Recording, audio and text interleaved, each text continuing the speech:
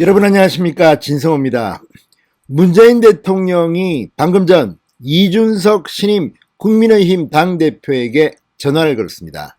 자, 지난번 오세훈 서울시장이 당선됐을 때 축하난도 보내지 않고 있다가 논란을 빚었던 문재인 대통령입니다. 자, 문재인 대통령 이준석 36세의 젊은 야당 당수. 자, 이 탄생과 함께 지금 언론에서는 문재인 대 이준석 기사가 쏟아지고 있습니다.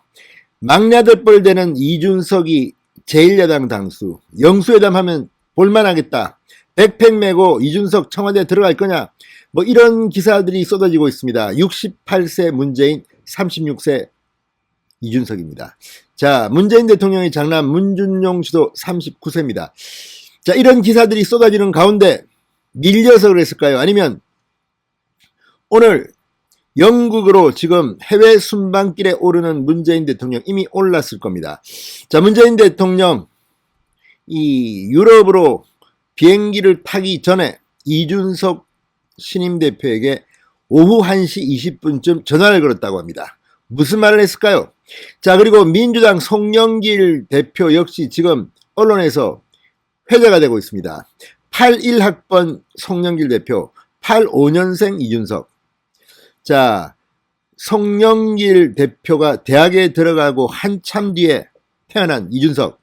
자, 민주당과 국민의힘의 여야 대표가 만나도 볼만하겠습니다. 자, 어쨌든 문재인 대통령이 이준석 대표에게 전화를 걸었습니다. 자, 행안에는 이준석이 민주당 이중대 짓을 할 거다 이런 말도 있지만 그럴 것 같지는 않습니다. 솔직히 제 개인적으로. 다만 이준석은 상당히 불안하긴 합니다. 자, 누구에게 휘둘릴 것이다, 뭐 뒤에 누가 있다 이런 말도 있지만 아무튼 오늘은 당대표로 선출된 날입니다. 민주주의 국가에서 반칙을 하지 않고 이 투표에 의해서 당선됐으면 어쨌든 박수를 쳐줘야 됩니다. 그리고 대단하긴 대단한 겁니다. 36세가 제1야당 당수가 된 것은 대한민국 정치 사상 처음 있는 일입니다. 자, 어쨌든 문재인 대통령 밀려서 전화를 했는지 아니면 뭐 자진해서 했는지는 모르겠습니다만 전화를 걸었습니다. 그리고 송영길 대표도 이준석 대표에 대한 코멘트가 나왔습니다. 지금 분위기는 엇갈립니다. 이준석이 된 데 대해서 당황해하는 분위기도 있지만 이준석이 왔기 때문에 민주당한테는 기회가 올 수도 있다, 이렇게 계산하는 사람도 있는 것 같습니다. 아무튼 이준석 이래저래 상당히 논란의 중심이 되는 인물입니다. 그만큼 야권에게는 기회가 될 수도 있습니다. 자, 어쨌든 문재인 대통령 전화를 걸었습니다. 자, 박수현 청와대 국민소통수석이 전한 바에 따르면 문재인 대통령은 이준석 대표에게 우리나라가 변화하는 조짐이라 생각한다, 이렇게 말했습니다. 우리나라가 변화하는 조짐이라 생각한다. 자, 지난번 문재인 대통령이 대통령이 되기 전 당대표가 된 적이 있습니다. 이때 문재인 대통령의 라이벌은 박지원 국정원장이었습니다. 거의 큰 차이 없이 문 대통령이 당시 당대표로 겨우 선출된 적이 있습니다. 그때에 비하면 지금 이준석은 정말 격세지감이 있습니다. 부러운 반 또 놀라운 반 또는 속으로는 야, 그래도 이준석 돼서 당에 분란이 일어나는 거 아니야, 우리한테 기회 오는 것은 아니야, 이런 생각도 했을지 모릅니다. 아무튼 그럼에도 불구하고 문재인 대통령은 박수현 수석을 통해서 우리나라가 변화하는 조짐이라 생각한다, 이렇게 말했다고 합니다. 그러면서 아주 큰일 하셨다, 훌륭하다, 우리 정치사에 길이 남을 일이다, 아주 큰일 하셨다, 훌륭하다, 이건 뭐 어른이 아이한테 하는 말입니까? 이게 한 나라의 대통령이 제1야당 당수에게 할 말입니까? 아무리 나이가 어려도 국민의힘 대표입니다. 아주 큰일 하셨다, 훌륭하다, 장난칩니까? 제가 볼 때는 아주 이건 예의에 받지 않습니다.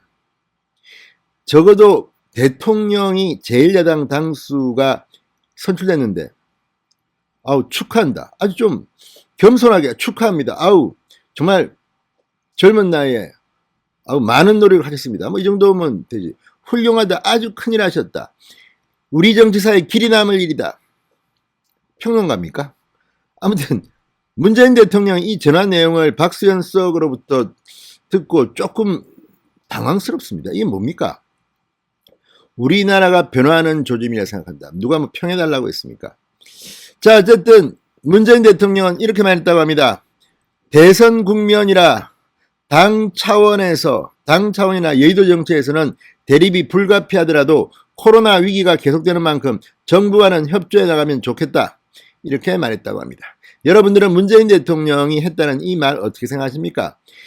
이준석 후보 입장에서도 뭐 또 말이 있겠지만 아무튼 청와대가 발표한 문재인 대통령이 이준석 대표에게 전화를 걸어서 했다는 이 말은 19의 대통령이 이런 정치사적으로 혁명적인 일이 벌어지는 데 대해서 상대방 대표에게 한 말로는 좀 적절치 않아 보인다는 생각도 좀 듭니다.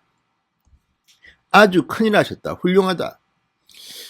자, 어쨌든 이제 이준석 대표 이제 당대표가 됐습니다. 지금 민주당도 상당히 술렁대고 있습니다.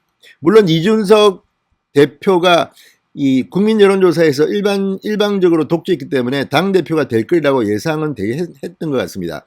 그럼에도 불구하고 실제로 이준석이 대표가 되니까 민주당도 지금 내부적으로는 많은 말들이 나오고 있는 것 같습니다. 이런 가운데 송영길 대표는 이준석 대표에게 탄핵의 강을 넘고 합리적인 보수로 발전하는 전환점이 되길 기대한다. 우리나라 정당 사상 최연소 제1야당 당대표 선출을 계기로 정치가 새롭게 변화하는 계기가 되기를 기대한다. 진영 논리를 벗어나 대한민국 발전을 위하여 함께 논쟁하면서 발전해가는 여야관계가 열리기를 기대한다. 부산에서의 콩이 광주에서도 콩이고 대구에서도 콩이 되는 사회를 만들어가자 이렇게 당부했습니다. 상대방의 잘못을 지적하면서 자신의 잘못을 합리화하는 정치가 아니라 서로가 자기 반성과 개혁을 통해 국민께 봉사하는 정치를 만들자 이렇게 말했습니다. 자, 송영길은 상당히 말을 좀 준비한 것 같습니다. 그만큼 이준석이라는 젊은 대표가 탄생한 데 대해서 부담을 느끼는 것 같습니다. 문재인 대통령은 송영길 대표보다도 못한 전화 인사를 했다는 생각이 듭니다. 아무튼 정의당 역시 이 이준석 대표에게 당선을 축하하며 양당 진영 정치의 적대적 공생이 아니라 새로운 보수로의 혁신과 역동성을 기대한다고 말했습니다. 자, 어쨌든 지금 야당의 변화, 지금 민주당은 꼰대 정당으로 지금 추락하고 있습니다. 그런 가운데 문재인 대통령이 했다는 이 전화 인사 좀 민망합니다. 진성호의 직설이었습니다. 여러분 감사합니다.